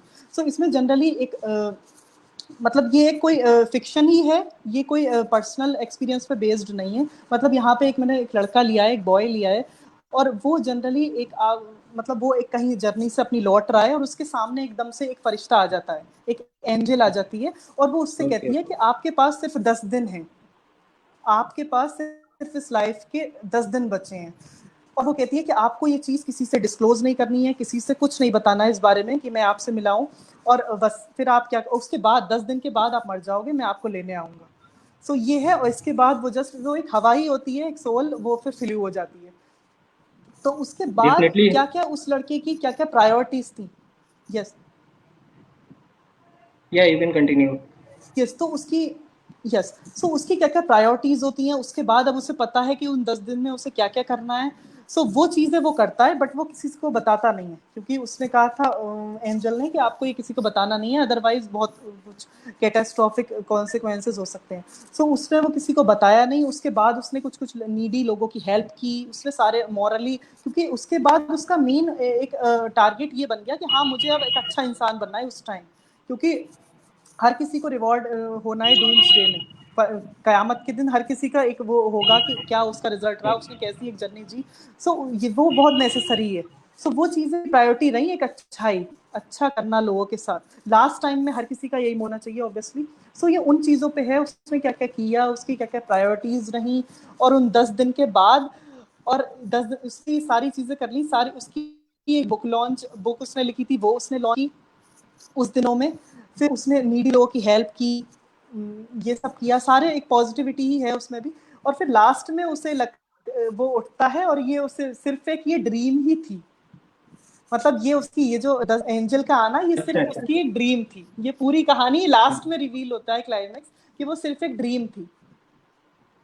सो और ये वहीं उसकी जो हम लोग स्टोरी सपने लाइन है पूरी एक्यूरेटली। सपने देखते रहते हैं कि कुछ अच्छा कर रहे हैं, इधर घूम रहे हैं, आम के खेत में आम तोड़ रहे हैं, अचानक से मम्मी आपको बोलती है कि जगो सुबह एग्जाम देने जाना है, जस्ट वही। तो ये बहुत इंटरेस्टिंग स्टोरी है, सभी को पढ़ना चाहिए। आप एक बार हमारे दर्शकों को बता यस दें कि ये स्टोरी कहाँ अवेलेबल है, ताकि हम आसानी से जाके वहाँ पढ़ सकें।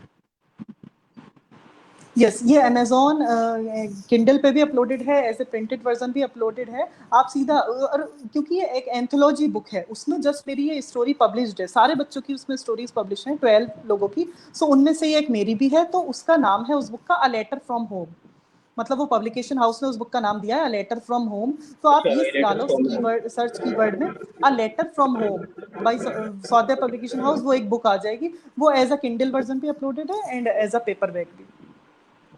हमारे साथ भाग्यश्री पटनायक जी जुड़ रही हैं, जो उड़ीसा से हैं, एक आर्टिस्ट हैं, बहुत अच्छा आर्ट पेंटिंग बनाती हैं।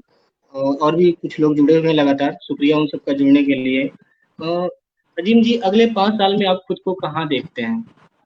आपको क्या लगता है कि आपका 2025 या 2030 तक का क्या गोल सेट किया हुआ है आपने अपनी लाइफ में?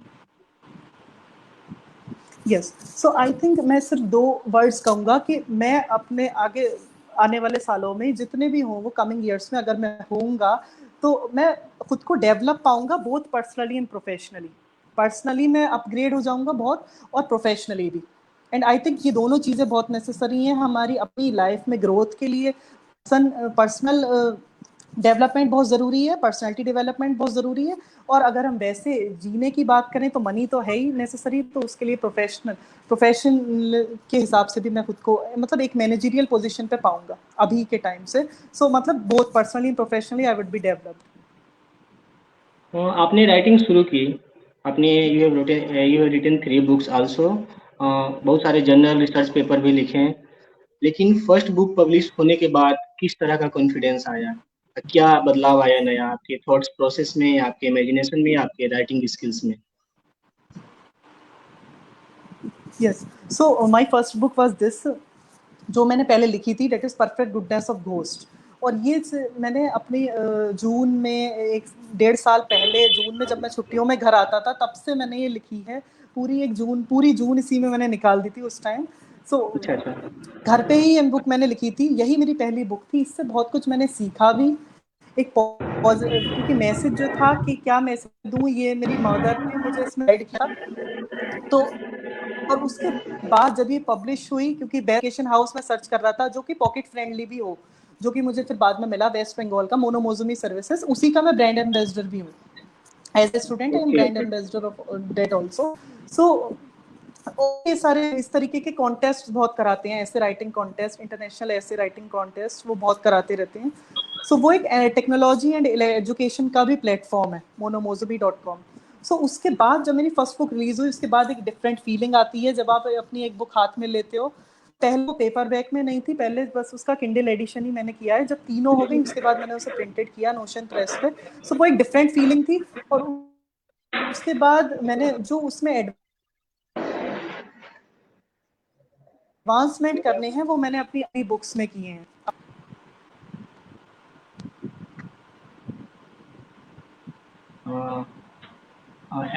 मेरा नेक्स्ट क्वेश्चन ये है कि सोशल मीडिया के आ जाने से ये किंडल या बहुत सारे ऐसे राइटिंग प्लेटफॉर्म्स जो स्टोरी या डिफरेंट राइटिंग आर्टिकल्स या पोएट्री को स्पेस देते हैं, इतना आसान हो गया है पब्लिश्ड होना। क्योंकि मतलब 2 4 पब्लिशिंग हाउस थे तो बहुत मुश्किल होता था लोगों को अप्रोच करना, क्योंकि अच्छे अच्छे लोगों को ही वो अप्रोच कर पाते थे, जो अच्छे राइटर्स हो, जो पहले से चले आ रहे हैं। तो न्यू यंग राइटर का कितना आसान हो गया है कि डिजिटल प्लेटफॉर्म के बढ़ने से एक पब्लिशिंग हाउस से अप्रोच करना और एक पब्लिश्ड राइटर बनना। यस, सो इसके लिए अब सोशल मीडिया के आने से सब कुछ डिजिटल होने के उसमें बहुत सारे एडवांसमेंट्स हैं, बहुत सारे बेनिफिट्स हैं जो लोगों को मिले हैं एज एन ऑथर। जैसे कि अगर हम बात करें एक ट्रेडिशनल पब्लिशिंग की, तो उसमें आप एक ट्रेडिशनल ट्रेडिशनल पब्लिकेशन हाउस को रीच करोगे, वो महीनों ले लेंगे आपकी बुक्स को रिव्यू करने में, बहुत ज़्यादा टाइम लेते हैं वो, जो कि मैंने भी नहीं किया। मैंने भी अपनी बुक सेल्फ पब्लिश की है under this publication house, partially publish की है इस पब्लिकेशन हाउस में। तो वो बहुत ज़्यादा टाइम लेते हैं और उसके बाद ऐसा होता है वो आपको वो रिजेक्ट भी कर देते हैं। सो वो उस टाइम आप बहुत पैनिक हो जाओगे, आप बहुत डीमोटिवेट हो जाओगे। बट अगर हम बात करें इस Amazon किंडल की या नोशन प्रेस की, तो वहाँ पे सेल्फ पब्लिशिंग का प्लेटफॉर्म है, उसमें आप अपलोड कर सकते हो एंड फ्रीली, वो पॉकेट फ्रेंडली भी हैं, कॉस्ट एफिशिएंट भी हैं, उसमें आपका नहीं जा रहा है, आप सिर्फ अपलोड और फिर आपके कंटेंट के हिसाब से आपको वो डीलिंग करनी है कि क्या हो रहा है। और फिर दूसरी चीज़, आपकी एक सेट आउट ऑडियंस बिल्ड हो रही है, सोशल मीडिया पे आप उसको शेयर करोगे, अपनी एक रीच बढ़ाओगे, सो उसका आई थिंक बहुत रोल है। सिर्फ बुक लिख के अपलोड कर देना अमेजोन पे, वो चीज़ें ज़रूरी नहीं है, क्योंकि आपको यहाँ पे जैसे सेटिस्फाई भी करना है ऑडियंस को कि आपने यही मैसेज क्यों दिया लोगों को। जब आप ऑथर इंटरव्यूज दोगे तब आपकी पूरी होल पर्सनैलिटी, होल पर्सोना पूरी निकल के आएगी कि आप किस टाइप के इवेंचुअली पर्सन हो। So I think social media in interviews में, बुक प्रमोशंस में, बुक कोलैबोरेशंस में, और इंस्टाग्राम पे इवन बहुत सारे ऐसे पेजेस हैं जो ये सब चीज़ें कंडक्ट करते हैं, प्रमोट करते हैं बुक्स को, that are pocket friendly also. So social media का ग्रेट रोल रहता है इन सब चीज़ों में आई थिंक। और अब मैं आपने कहना कहा चाहूँगा कि कि लोगों को सेल्फ पब्लिशिंग की तरफ जाना चाहिए। ओके, आपने कहा सेल्फ पब्लिशिंग की तरफ जाना चाहिए, तो इस सब पे थोड़ा सा हम और विस्तार से जानना चाहेंगे कि सेल्फ पब्लिशिंग की तरफ जाने से लोगों को क्या फ़ायदे हैं और ऐसा क्यों? फिर तो मार्केटिंग में भी जो यंग जनरेशन है सेल्फ पब्लिशिंग की तरफ जाएगा तो मार्केटिंग में थोड़ा-सा प्रॉब्लम इश्यू हो सकते हैं। इन दोनों को कैसे हम एक साथ मैनेज कर पाएँगे? सेल्फ अगर हम ट्रेडिशनल पब्लिशिंग की बात करें तो वहाँ पे एक मेन एडवांटेज, मेन मेरिट यही है कि उनकी ऑडियंस पहले से बिल्ड है, वहाँ पे आपकी ऑडियंस बुक बहुत बिल्ड, जल्दी प्रमोट हो सकती है। यस, बट इसलिए मैंने अगर हम सेल्फ मार्केटिंग पब्लिशिंग की बात करें, यस, तो वहाँ पे आपको अपनी मार्केटिंग, आपको प्रमोशंस खुद ही करने पड़ेंगे, वहाँ पे कोई और एमर्जिंग बॉडी नहीं है आपके लिए जो ये सब करेगी। सो ये एक चैलेंज रहता है सेल्फ पब्लिशिंग में, बट उसके अदर फैक्टर्स हैं कि वो पॉकेट फ्रेंडली है, वो कॉस्ट एफिशिएंट है। आपको, अगर आप एक एमर्जिंग यंग राइटर हो, आप फाइनेंशियली स्टेबल नहीं हो, तो आप पे बिना पैसे खर्च करे आप वो कर सकते हो, राइट। सो उसके दोनों के डिसएडवांटेजेस एडवांटेजेस हैं। बट आज का अगर हम देखें तो सेल्फ पब्लिशिंग ज़्यादा लोग कर रहे हैं, ज़्यादा पिक्चर में है, एंड वो सिर्फ किंडल की वजह से। किंडल अगर हम कहें वो पॉकेट फ्रेंडली भी है, वो ईज और कन्वीनियंट भी है, क्योंकि अब लोग ई बुक्स ज़्यादा प्रीफर कर रहे हैं प्रिंटेड बुक से, राइट। इवन मैं एक ग्राफ देख रहा था कल परसों, तो उसमें ग्राफ अब फ्लक्चुएट होता दिखाई दे रहा है, अब बढ़ रहा है कि ई बुक्स लोग ज़्यादा पढ़ रहे हैं और किंडल पे ज़्यादा ई बुक्स लोग वगैरह। कर रहे हैं। तो एज ए ई बुक वो ज़्यादा कन्वीनियंट होती हैं। सो आई थिंक, और अगर इस डिसएडवांटेज को आपको डील करना है तो बस वही है कि आपको खुद को सोशली एक्टिव करना पड़ेगा। अगर आप सेल्फ पब्लिश कर रहे हो उसके बाद हर चीज़ आपको खुद ही करनी है, फिर खुद ही मार्केटिंग करनी है, खुद ही प्रमोशंस करने हैं, तो उसमें आपको सोशली बहुत एक्टिव होना पड़ेगा, आपको अपने लिए ही काम करना पड़ेगा, अपनी ओन खुद पर्सनल ब्रांडिंग करनी पड़ेगी। सो आई थिंक वो एक चैलेंज बन जाता है एमर्जिंग ऑथर्स के लिए, यंग ऑथर्स के लिए। बट हाँ, I think self publishing is now a better option. हाँ, हमारे साथ स्वाति गौतम जी, भाग्यश्री पटनायक जी, कविता सिंह जी और भी लोग जुड़े हुए हैं। अभी-अभी लक्ष्मी बिमला नेगी जी जुड़ रही हैं, जो इस मंच की फाउंडर मेंबर भी हैं। उनका लिखना बढ़िया, शुक्रिया लक्ष्मी जी आपका हमारे साथ जुड़ने के लिए। टाइम कब निकल गया पता ही नहीं चला, 1 घंटा हमारे कन्वर्सेशन में हो गया। अगर आपके पास टाइम हो तो थोड़ा देर हम और कंटिन्यू कर सकें।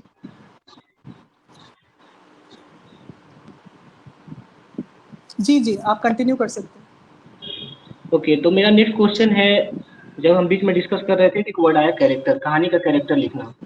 तो जब हम कहानी लिखते हैं उसमें एक ही कहानी में 10, 20, 30, 40 कैरेक्टर होते हैं, बहुत सारे कैरेक्टर होते हैं। तो हर कैरेक्टर के बारे में आपको एक ही राइटर लिखता है, उसके लिए एक-एक कैरेक्टर के राइटर तो होते नहीं हैं। तो हर कैरेक्टर के अनुसार अपने आप को ढालना और लिखना, खासकर अपोजिट सेक्स कैरेक्टर को फ़ील करना और उसे लिखना, ये कैसे पॉसिबल है? मतलब या इसको करने में कितना डिफ़िकल्टी आती है? जी, ये एक बहुत चैलेंजिंग इशू है यंग राइटर्स के लिए। इवन माय प्रीवियस इंटरव्यू में यही क्वेश्चन मुझसे पूछा गया था कि उन लोगों के पास स्टोरीज थी। एक बच्चे का ये क्वेश्चन था कि मेरे पास पूरी स्टोरी है, बट मैं डायलॉग कैसे लिखूं, कैरेक्टर्स कैसे जस्टिफाई करूं। सो उसके लिए ये है कि आपकी एक बुक के लिए 3 टाइप के कैरेक्टराइजेशंस होते हैं कैरेक्टर्स के। पहला योर प्राइमरी कैरेक्टर्स, दूसरा सेकेंडरी कैरेक्टर्स और टर्शरी कैरेक्टर्स। ये 3 कैरेक्टराइजेशन होते हैं। प्राइमरी कैरेक्टर्स वो हैं जो आपके मेन कैरेक्टर्स हैं आपकी स्टोरी के, उनमें डायलॉग्स बहुत होने हैं आगे पूरी बुक में। सेकेंडरी वो हैं जिनकी इनसे थोड़ी कम इंपॉर्टेंस है, इनसे कम है, बट ऐसा नहीं है, बिल्कुल नहीं है, बहुत कम है, एक ही चैप्टर में है, बट इनसे कम है, प्राइमरी कैरेक्टर्स से कम है। और दूसरे टर्शरी होते हैं जो सिर्फ एज अ गेस्ट अपीयरेंसेस होते हैं, वो सिर्फ कहीं कहीं दिखाए जाएंगे, जैसे एक हाउसकीपर हो गया। तो ये चीज़ों पहले आपको इनको आइडेंटिफाई करना पड़ेगा। आप जब एक पूरी बुक फ्रेम कर रहे हो तब आपको ये तीनों करेक्टर्स को उनके नेम्स जब लिख रहे हो आइडेंटिफाई कर लो कि ये मेरे प्राइमरी करेक्टर्स हैं, ये मेरे सेकेंडरी करेक्टर्स हैं, ये मेरे टर्शरी करेक्टर्स हैं। अब उसके बाद आपको उनके पर्सनल एट्रीब्यूट्स दिखाने हैं, उनकी फिजिकल अपीयरेंसेस भी दिखानी है, उन्हें फिजिकली कैसा पोर्ट्रे करना है, उनकी अपीयरेंसेस, उनके क्वालिटीज, फिर आप उन पे वर्क करो। और वो वैसा ही होगा कि अगर एक पर्सन को आप पॉजिटिव दिखा रहे हो वो उसके हिसाब से होगा, नेगेटिव दिखा रहे हो वो उसके हिसाब से होगा। सो पहले आप यही डील करो कि कौन से आपके प्राइमरी हैं, कौन से सेकेंडरी हैं, वो आपको पता होगा जब आपके पास स्टोरी लाइन है। और उसके बाद आप उनके करेक्टरिस्टिक्स सोचो कि ये फीचर मैं उसका इस करेक्टर का दिखाना चाह रहा हूँ। सो आई थिंक ये आपको हेल्प करेगा। और जैसा मैंने बताया कि वो जो आप एक डॉक्यूमेंट बना रहे हो पहले ही, उसमें आप ये सारी चीजें मेंशन करो, उसका कीप ट्रैक रखो आगे अपने फेज में, वो हेल्प करेगा। ओके, लेकिन फिर भी कभी कभी जब स्टोरी कंप्लीट हो जाता होगा तो जब खुद आप पढ़ते होंगे तो लगता होगा अरे यार इस कैरेक्टर के साथ मैंने जस्टिस नहीं किया, और अच्छा लिखा जा सकता था या इससे और अच्छा तरीके से वर्डिंग किया जा सकता था। तो ऐसा कभी फील हुआ है कहानी पढ़ के लगा हो कि कुछ कमी रह गया किसी कैरेक्टर के साथ? नहीं, जहाँ तक मैं अपने कंपोजिशंस की बात करूँ, क्योंकि जैसा मैंने कहा मैं इस पे बहुत फोकस करता हूँ, सबसे पहले प्लानिंग पे। लिखा मैंने बहुत लास्ट में है, जब मैंने पूरी अपनी गाइडलाइंस ले ली, पूरी प्रेफरेंसेस देख ली, तब उसके बाद मैंने लिखना शुरू किया। But so as per my personal experiences मुझे ऐसा जनरली नहीं लगा है। फॉर माई बुक्स उसके टाइटल्स भी जस्टिफाइड हैं और उसके जो करेक्टर्स हैं वो भी आई थिंक जस्टिफाइड है। जो हीरो हीरोइन है वो पूरी तरीके से जस्टिफाइड है। बट हाँ, जब मैं लास्ट वीक एक बुक पढ़ रहा था, in search of lost time by Marcel Proust, तो वो मुझे लगा कि कहीं ना कहीं वो एक अंडर अप्रिशिएटेड बुक है, उसे एक अप्रिसिएशन और मिलना चाहिए। सो एक वो चीज़ है, जब मैंने औरों की बुक्स पढ़ी हैं तब मुझे एक लगा है। बट अपने में हो सकता है आगे मुझे लगे, जब आप एक्सप्लोर करते हो तो आपको डीलिंग्स आएगी या रिव्यूज़ के हिसाब से आपको लगेगा। बट अभी तक तो उसका पॉजिटिव ही एस्पेक्ट मिला है। हमारे साथ रितु सिंह जी जुड़ रही है, उनका कहना है कि कहानी लिखने के बाद उसे बार बार पढ़ना चाहिए या नहीं, कि कहीं कोई कमी रह गई हो तो ठीक करें। मालती मिश्रा मिथिलानी जुड़ रही है, उनका कहना है बहुत बढ़िया प्रस्तुति। आपने बोला कि आपके सारे टाइटल जस्टिफाइड हैं, तो मुझे भी लगता है आपके तीनों टाइटल पढ़ के तो मैं थोड़ा थोड़ा सा छोटा छोटा सा कमेंट चाहूंगा आपके तीनों टाइटल पे बुक के। डीप रियलाइजेशन के बारे में आप इस टाइटल को कैसे जस्टिफाइड करोगे या कैसे एक्सप्लेन करोगे 3-4 वर्ड्स में या 3-4 सेंटेंस में? ओके, सो आई वुड से it is an emotionally charge story. ये जो डीप रियलाइजेशन है ये एक बहुत ही इमोशनली चार्ज स्टोरी है एक बॉय की। So I would give this comment, emotionally charge story.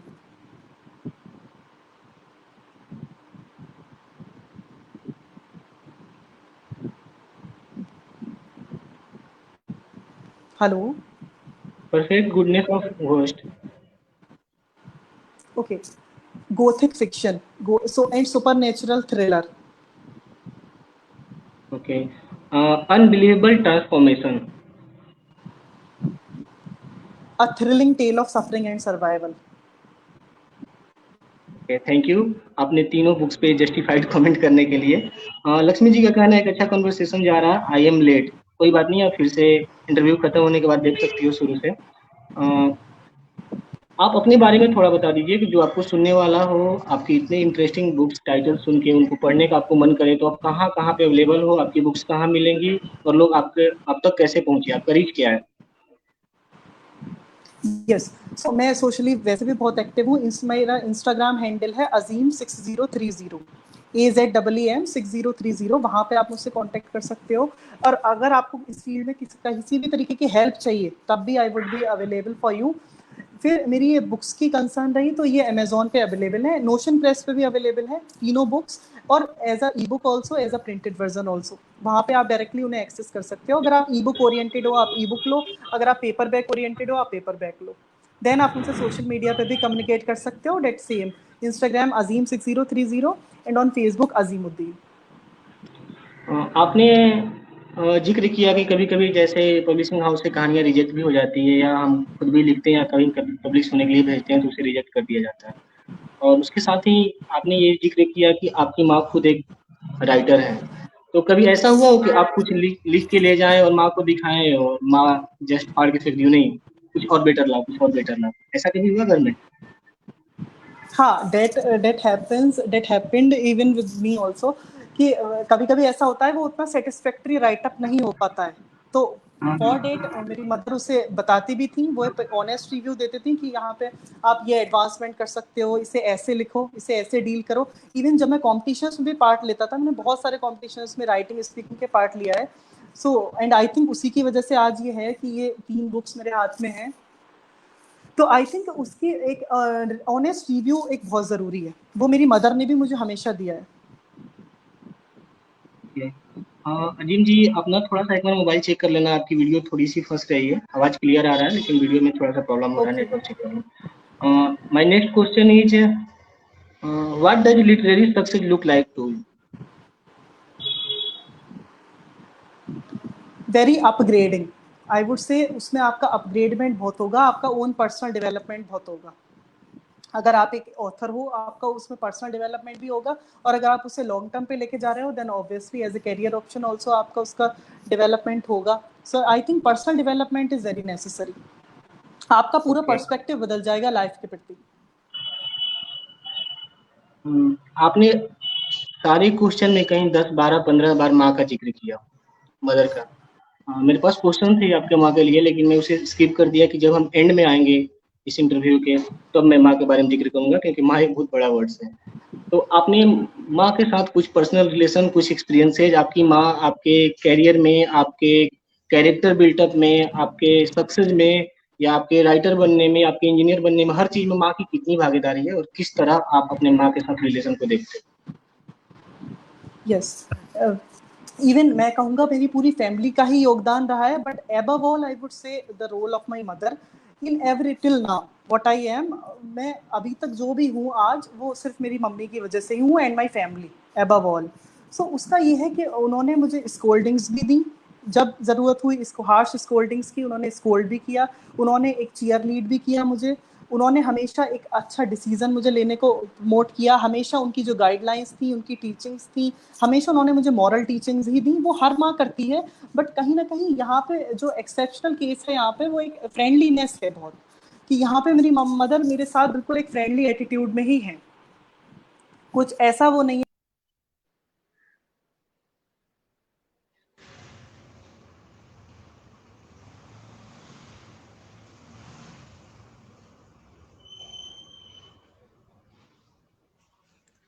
लगता है अजीम जी से हमारा संपर्क टूट गया है, नेटवर्क इशू होगा। हम थोड़ी देर वेट करते हैं, अगर हम अजीम जी वापस आते हैं तो हम इस कन्वर्सेशन को कंटिन्यू करते हैं।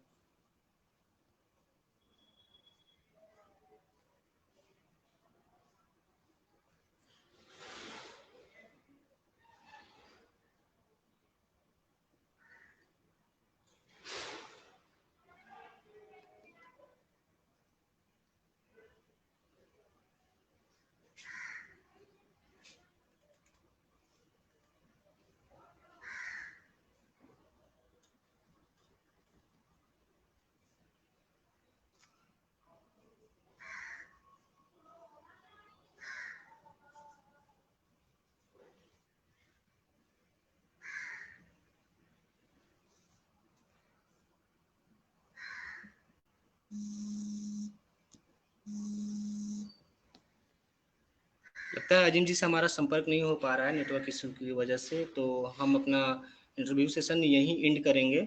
बहुत अच्छा रहा अजीम जी से बात करके, एक इंग्लिश ऑथर से बात करके। हमने हिंदी इंग्लिश दोनों लैंग्वेज का यूज़ किया, क्योंकि हमारे इस प्लेटफॉर्म पे हिंदी श्रोता ज़्यादा हैं। तो हम उम्मीद करते हैं आपको ये इंटरव्यू सेशन अच्छा लगा होगा। अभी ये 5-10 मिनट हम और कंटिन्यू रख सकते थे, लेकिन नेटवर्क इशू से अजीम जी से कॉन्टैक्ट नहीं हो पा रहा है। हम आगे भी आपसे जुड़े रहेंगे, आंगन के साथ आप बने रहिए। आपका प्यार मोहब्बत जिस तरह से हमें मिल रहा है, आगे भी मिलता रहेगा, उम्मीद यही है। और हमारे लिए कोई सुझाव, सजेशंस या कुछ और भी आपके मन में हो, कोई इनिशिएटिव हो, कोई न्यू आइडियाज़ हो, कोई इनोवेटिव आइडियाज़ हो जो आप हमारे आंगन पे से शेयर करना चाहें या हमारे साथ मिल के आगे करना चाहें, तो आप बिंदास हमें मैसेज कर सकते हैं, मेल कर सकते हैं, व्हाट्सएप कर सकते हैं। हम उसको जगह देंगे अपने पास। और अजीम जी से लास्ट में अभी बहुत कुछ सवाल रह गया था। तो हम उनसे पूछ लेंगे और उसका कन्वर्सेशन चैट या हम पार्ट 2 लेके आएँगे उनके इंटरव्यू का। तो हम उससे अब आप भी जुड़ेंगे, अगर आपके पास भी उनके लिए कोई सवाल है तो आप हमें यहाँ कमेंट बॉक्स में छोड़ देना, हम उनसे पूछ लेंगे या नेक्स्ट इंटरव्यू में उसे रखेंगे। और तब तक के लिए अपने घर में रहिए, कोरोना काल में बाहर निकलने से बचिए, बिना ज़रूरत बाहर ना जाइए, मास्क का इस्तेमाल कीजिए, सैनिटाइज़र लगाइए। Stay happy, stay healthy, stay safe. Bye bye, शुक्रिया।